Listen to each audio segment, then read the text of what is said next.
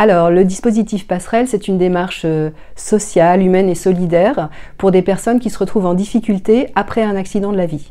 Ce dispositif, il a 3 missions. La première mission, notre cœur de métier, c'est d'accompagner les clients, voire les non-clients pour certaines caisses régionales, fragilisés par un accident de la vie récent. Un accident de la vie, c'est quoi? C'est la maladie, l'accident, la perte d'emploi, la séparation, le divorce, le passage à la retraite.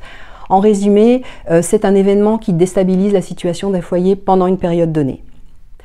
Notre deuxième mission, c'est de financer les clients qui n'ont pas accès au crédit bancaire classique par le prêt microcrédit personnel pour les aider à s'insérer socialement et professionnellement. C'est quoi un client exclu du système bancaire classique? C'est quelqu'un qui a de faibles revenus, qui n'a pas de garantie et qui a une situation professionnelle instable. Et favoriser l'insertion sociale et professionnelle dans plus de 80% des cas, c'est de maintenir sa mobilité pour conserver son emploi ou pour retrouver un emploi. Ça veut dire concrètement financer les réparations d'un véhicule ou s'acheter une voiture. Enfin, notre troisième mission, c'est une mission de prévention. Elle consiste à animer des ateliers d'éducation budgétaire à destination des jeunes, mais aussi à destination de tout public qui en a besoin, pour leur apprendre à gérer les priorités, notamment en cas d'accident de la vie. Une initiative du Crédit Agricole lancée en décembre 1997 au sein de la Caisse régionale Nord-Est. L'idée initiale, c'était de créer des passerelles pour aider concrètement les personnes traversant un accident de la vie à ne pas glisser vers la précarité financière.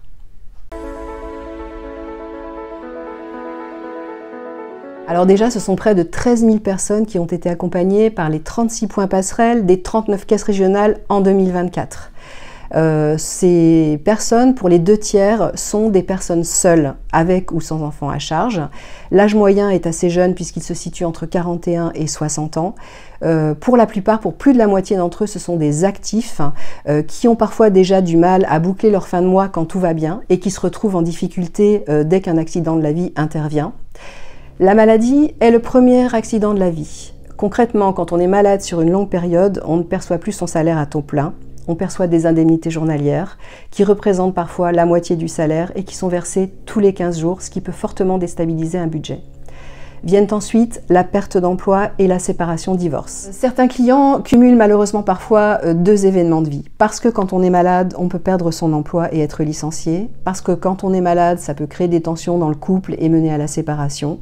Et également, lorsque l'on perd son emploi, ça peut aussi créer des tensions dans le foyer et conduire à la séparation. Enfin, près de la moitié des personnes que nous accompagnons ont un revenu mensuel inférieur à 1 500 €, quelle que soit la composition du foyer. Dans 90% des cas, les clients sont orientés par leur conseiller bancaire en agence qui détecte des rentrées d'argent moins régulières sur le compte ou alors des difficultés à faire face à leurs charges courantes. Il y a des rejets de prélèvements de loyer, de factures d'énergie et le conseiller entre en contact avec son client et lors de l'entretien, il détecte qu'il y a un accident de la vie et il l'oriente vers le point passerelle. Le client rencontre ensuite un conseiller passerelle qui va établir un diagnostic complet de sa situation financière. Il va vraiment rentrer dans l'intimité des personnes, il va demander toutes les charges, tous les revenus, tous les crédits, sans jamais porter aucun jugement, c'est très important. Et l'objectif est ensuite d'essayer de trouver des solutions financières et non financières pour les aider à sortir de ces difficultés. Les premiers leviers que nous avons à notre main, ce sont des leviers financiers. Les premiers leviers financiers en interne avec notre casquette de banquier, c'est de pouvoir par exemple exonérer nos clients de certains frais, les rembourser de certaines facturations, mettre en place des pauses sur les crédits, sur les assurances, accorder des aides d'urgence. Mais il y a aussi des leviers financiers que nous pouvons obtenir en externe auprès des partenaires de l'économie sociale et solidaire qui sont nombreux et qui interviennent du coup en relais sur la situation de nos bénéficiaires.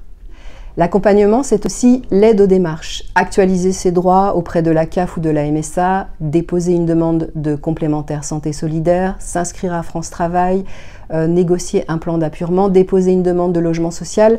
Aujourd'hui, toute démarche ou presque est numérique et nos clients se retrouvent confrontés à l'exclusion numérique.